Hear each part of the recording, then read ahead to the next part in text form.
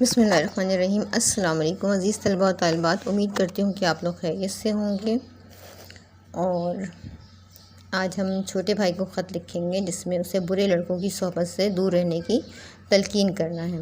تو آپ نے یہاں سے سٹارٹ کرنا ہے۔ آپ جس شہر کا بھی نام لکھنا چاہیں لکھ سکتے ہیں، یہاں پہ حیدرآباد، اور پھر ڈیٹ ڈالیں گے 25 جون 2024۔ پیارے افضل، خوش رہو۔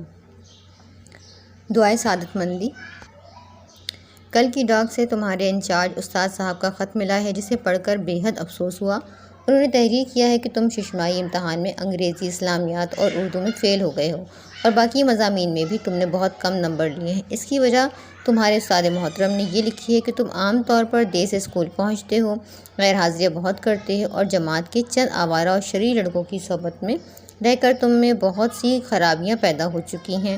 انہوں نے یہ بھی لکھا ہے کہ تمہیں سگریٹ نوشی کی لت بھی پڑ چکی ہے، اور تم اکثر بیمار بھی رہتے ہو۔ تمہارے استاد محترم کی تمہارے متعلق یہ رپورٹ پڑھ کر مجھے جس قدر صدمہ ہوا، اسے میں الفاظ میں بیان نہیں کر سکتا۔ خاندان کو تم سے بہت سی امیدیں وابستہ ہیں۔ ہماری آرزو ہے کہ تم پڑھ لکھ کر اپنا اور اپنے خاندان کا نام روشن کرو، لیکن تم ہماری آرزوؤں اور امیدوں پر پانی پھیرنا چاہتے ہو۔ ذرا سوچو تو صحیح، تم کس خاندان کے چشم و چراغ ہو۔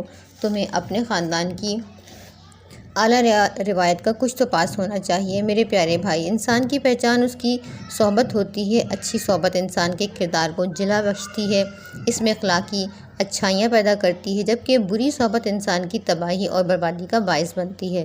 اب بھی وقت ہے، تم اپنی اصلاح کر سکتے ہو۔ مجھے کبھی امید ہے کہ تم آئندہ شکایت کا موقع نہیں دو گے، اور اپنی اصلاح کرتے ہوئے پوری محنت اور تندہی سے امتحان کی تیاری کرو گے، اور سالانہ امتحان جو سر پر ہیں بہتر کارکردگی دکھاؤ گے۔ میں تمہارے محترم استاد کی خدمت میں ایک عریضہ لکھ رہا ہوں۔ تمہارے بارے میں ان کی طرف سے اچھی رپورٹ کا انتظار رہے گا۔ میں نے بحیثیت بڑے بھائی اپنا فرض ادا کر دیا ہے۔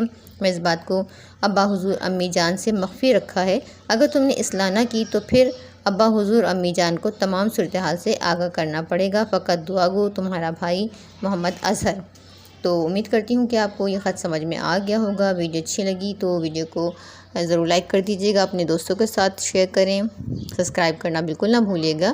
اگر آپ سبسکرائب کر لیتے ہیں اور بیل کے آئیکن کو بھی پریس کر لیں گے تو اس طرح کی نئی ویڈیوز کا نوٹیفیکیشن آپ کو وقتاً فوقتاً ملتا رہے گا، اور آپ اس سے استفادہ کر سکیں گے، اور اپنے ایگزام کی تیاری میں اس سے آپ فائدہ اٹھا سکیں گے۔